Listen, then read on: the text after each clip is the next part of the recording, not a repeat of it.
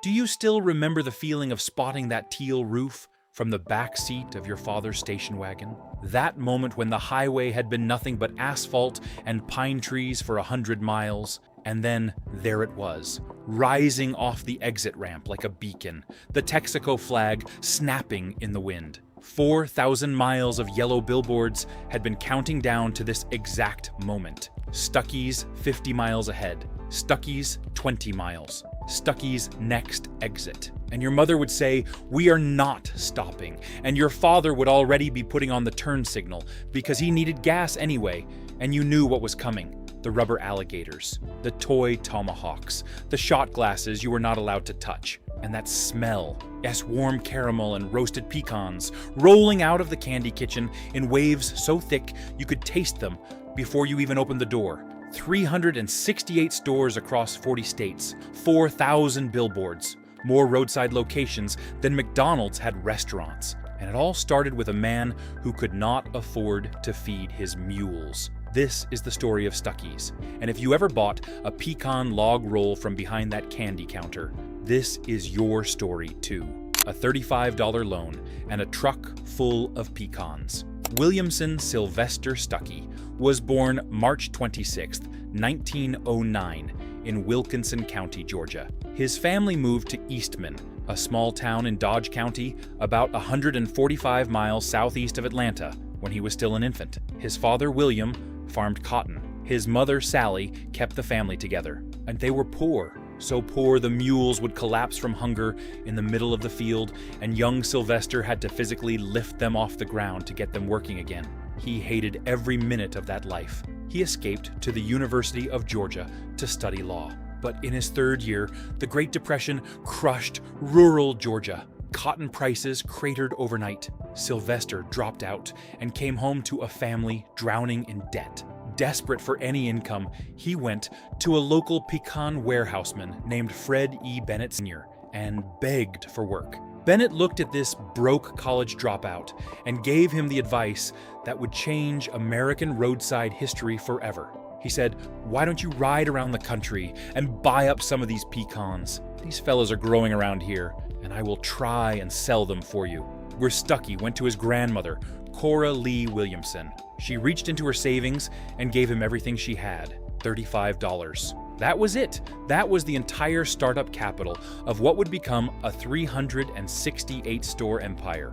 He loaded up a borrowed Model A Ford with a man named John King, an African-American worker from the family land, and they started driving from farm to farm buying pecans for 1 cent per pound. They worked so late, they would sleep on top of bales of pecans in the bed of that truck. In his first year, Stuckey moved $4,500 worth of pecans. By 1936, his credit line had reached $20,000, and annual sales hit $150,000. When he ran out of cash during the day, he would write checks after the bank closed, sell the pecans that night, and deposit money the next morning before his checks cleared.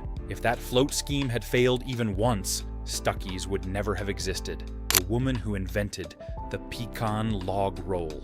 In 1937, Stuckey built a crude lean-to shack on US Highway 23, the major route carrying northern tourists down to Florida. He sold shelled pecans, sugarcane juice, homemade quilts, and all-you-can-drink cherry cider for 5 cents. A Texas housewife stopped and told him, "You must be crazy building a candy store in a cotton patch 10 miles from a dried-up town." Then he did something that changed everything.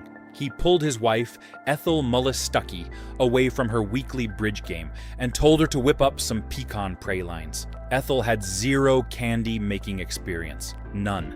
But she started experimenting in the kitchen with her cook. White molasses, powdered sugar, roasted pecans, and then she created IT, the product that would define the brand for the next 90 years. The Stuckey's Pecan Log Roll, a light, fluffy nougat center laced with maraschino cherries. That was Ethel's secret, giving the nougat a slight pink tinge and a cherry sweetness nobody could identify.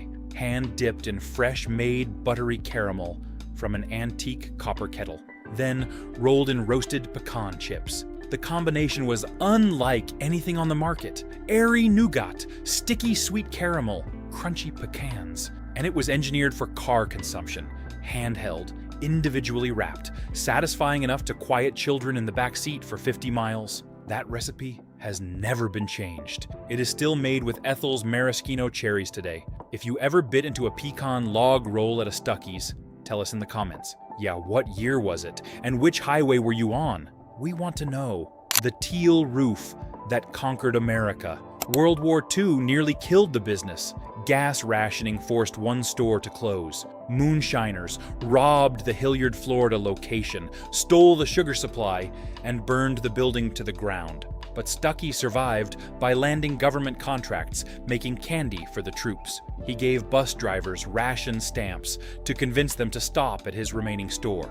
The man simply refused to die. After the war, he built like a man possessed. A full candy plant in Eastman in 1948, an exclusive gasoline deal with Texaco in 1950. So every Stuckey's pumped Texaco fuel and earned a rebate of 3 cents per gallon. In an era when millions of families carried Texaco credit cards, that was genius. By 1953, there were 29 stores earning $4 million annually. Then, in 1956, President Eisenhower signed the Federal Aid Highway Act, the massive interstate program that was supposed to kill roadside businesses by bypassing the old 2-lane roads. It should have been the end. Instead, U.S. Stuckey Jr. later said, "When the interstate came along, we thought that was the end of business. Truthfully, it is the best thing that ever happened to us." Because Stuckey raced to claim prime real estate at interstate exits before anyone else got there. For years, a Stuckey's was often the only option at an exit.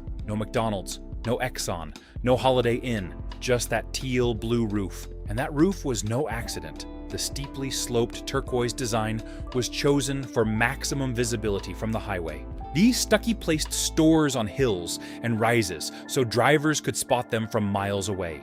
By 1961, there were 100 locations across 22 states. By the mid-1960s, 368 stores in 40 states. The largest roadside retail chain on the interstate system. They purchased 500 million pecans annually and sold 54 types of candy. The genius of the restroom in the back corner, US. Stuckey understood 2 facts about road-weary travelers. They always need a restroom, and they will buy things while walking to it. So he put the restrooms in the most remote back corner of every store. Every single customer had to walk through the entire candy wall, past the souvenir aisles, past the rubber alligators and the toy tomahawks and the ceramic figurines. He passed the wooden paddle that said, "For the little deer with the bear behind," past the Mexican blankets and the coonskin caps just to reach the bathroom. By the time they came back out, their arms were full, and the billboards. Stuckey's in-house sign company produced approximately 4,000 yellow and red billboards lining America's highways. His granddaughter, Stephanie, later joked there were 50 billboards for every Stuckey's location in the nation.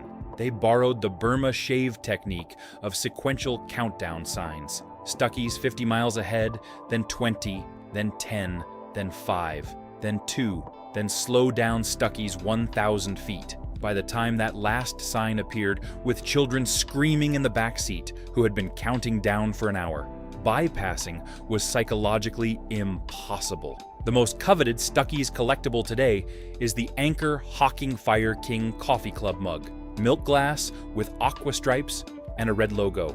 Members got free coffee at any Stuckey's nationwide. Those mugs now sell for up to $200 on eBay. Did your family have one of those mugs? Did you collect the rubber alligators or the snow globes? Tell us which Stuckey's souvenir you still have in the comments. The villain who destroyed everything. In 1964, U.S. Stuckey Sr.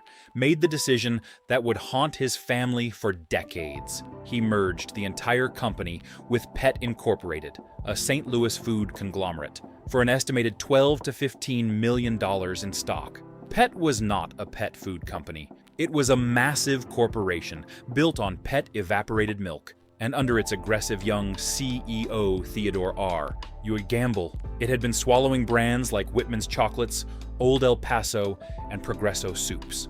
Why did Stuckey sell? His granddaughter Stephanie later explained he could not manage it. He was always highly leveraged. He was tired, and the money was good.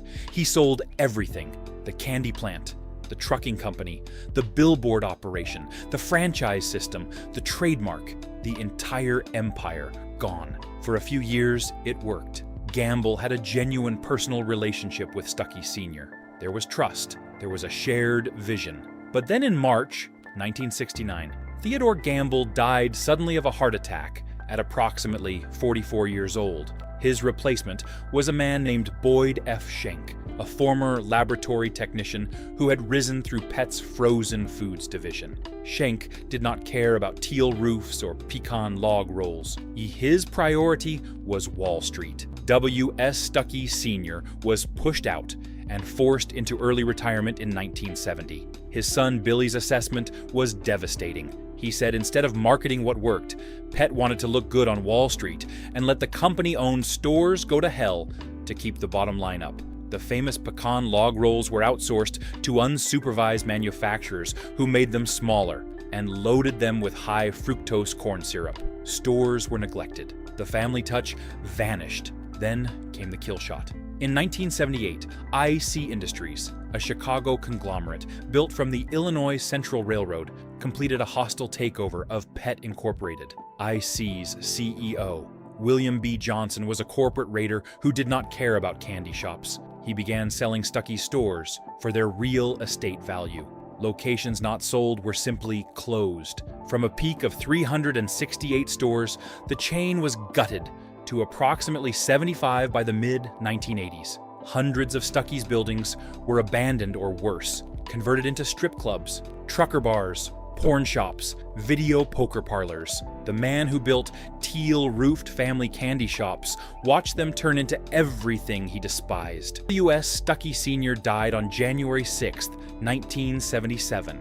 He never saw the worst of it, but he died knowing his name was being erased from the American landscape. The son who saved the name. Billy Stuckey Jr. could not accept it. He had grown up in those stores. He had served 5 terms in the United States Congress, representing Georgia's 8th District. He had told President Nixon things to his face. His 6-year-old daughter Stephanie once informed Nixon she had not voted for him. That was the Stuckey family spirit. After a year of negotiations, Billy purchased the remnants from IC Industries on May 1st, 1985. He got the trademark, the franchise system, and a handful of surviving stores. His innovation was the Stuckey's Express, a store-within-a-store concept that placed Stuckey's candy sections inside Dairy Queens and truck stops. He expanded to over 165 licensed locations, but the magic was gone. The Eastman candy plant closed in 2009. By the late 2010s, Billy was in his 80s. The company had not turned a profit in over 3 years. Only about 13 original freestanding stores remained. The headquarters was a rented warehouse with a double-wide trailer, the Granddaughter Who Bet Everything. In late 2019, Stephanie Stuckey was sitting at her desk as the City of Atlanta's Director of Sustainability when she got a phone call. The company was for sale. Her father's business partners had approached 20 different buyers. Every single one declined. She was the Hail Mary pass. When she Googled Stuckey's, the top result was whatever happened to Stuckey's. She found that unacceptable. In November 2019, at age 53, Stephanie purchased Stuckey's Corporation for approximately $500,000, her entire life savings. No bank would give her a loan. Her father's reaction was, "You have never even run a lemonade stand." What she inherited was grim, a company 6 figures in the red, no CEO, no candy plant, no distribution, a warehouse full of fidget spinners and toilet-shaped ashtrays. When she visited one particularly dilapidated location, she put her head down in the parking lot and wept. Then she got to work. Within 6 months, she restored profitability.